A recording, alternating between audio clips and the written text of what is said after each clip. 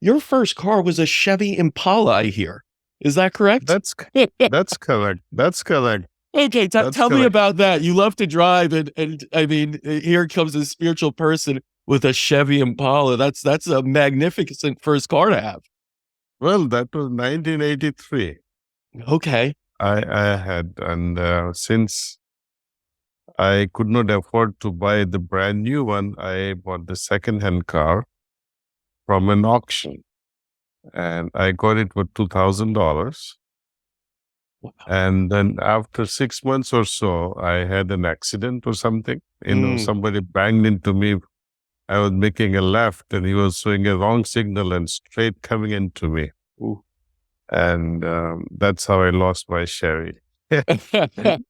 Well, you got to drive for a little bit, and it's remarkable that the first car was this such an iconic Impala used in Yeah, so it many was. songs and everything else. But let's go beyond the cars now and go into your story, your history a little bit more, because I find it fascinating that you started off as pharmacist, which is a very Yeah. biochemical, scientific mind, and then you ended up this spiritual leader, moving and inspiring millions.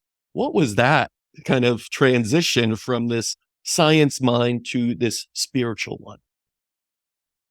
Well, Casper, I always had this spiritual bent of mine, always.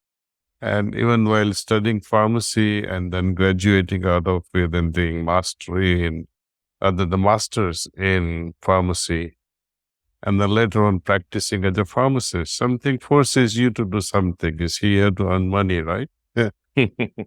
And but while doing my professional services, even as a pharmacist, I remain at core a spiritual person, because spirituality doesn't rob you of the things that you do in day-to-day world.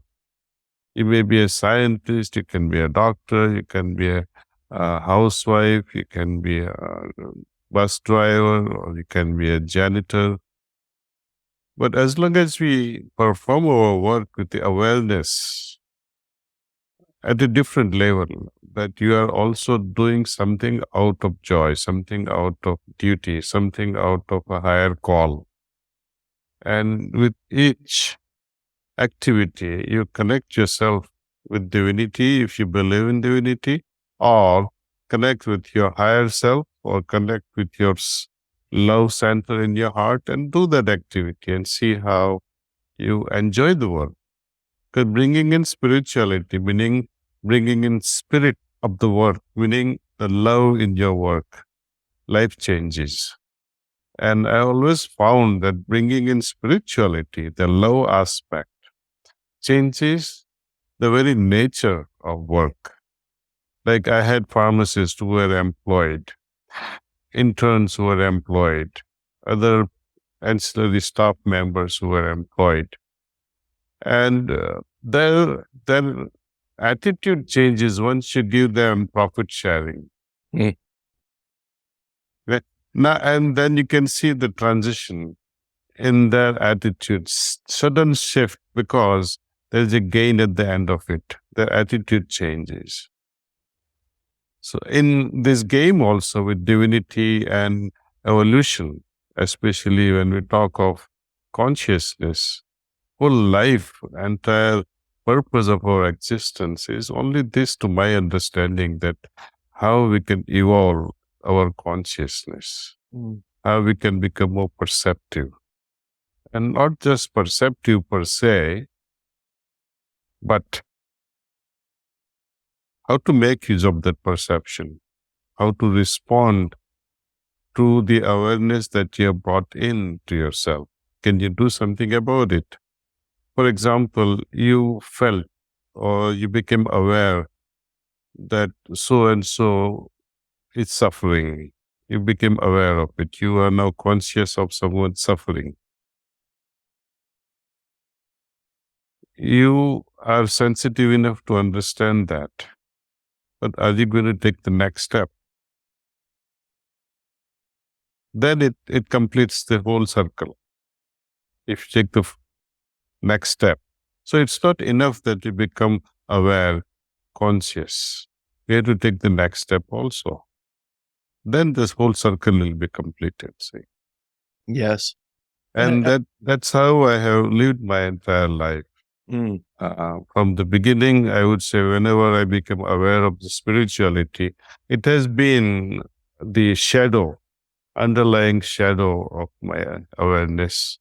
What to do next? If you do find there is a problem, how to solve it?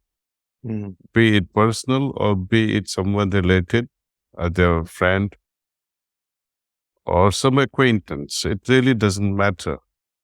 We have to take the next step. Otherwise, this awareness becomes a burden. For example, you came from Poland, as I hear, mm. and your parents, one was psychologist, another a doctor, right? Right. And you also now in a professional field, in a research arena. Mhm. What can we do to make our researches benefited to one and all? See, the medical field where we are creating personalized medications or personalized medicine for a particular disease.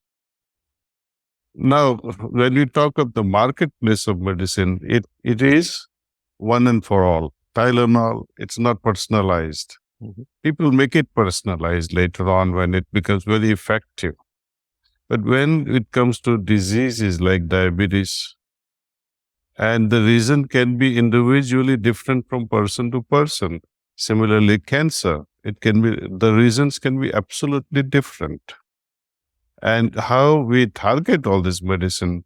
So, this ability to perceive and to react, to respond in a very specific way demands a different level of mindset.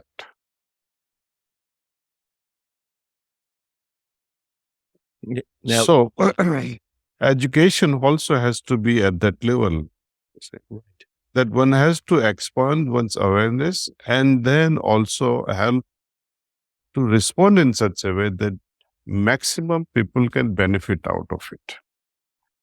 Our consciousness should be such that if I have to serve one person and make one person benefit versus if I have to serve multitude versus one, I would prefer multitude. Mm. You see.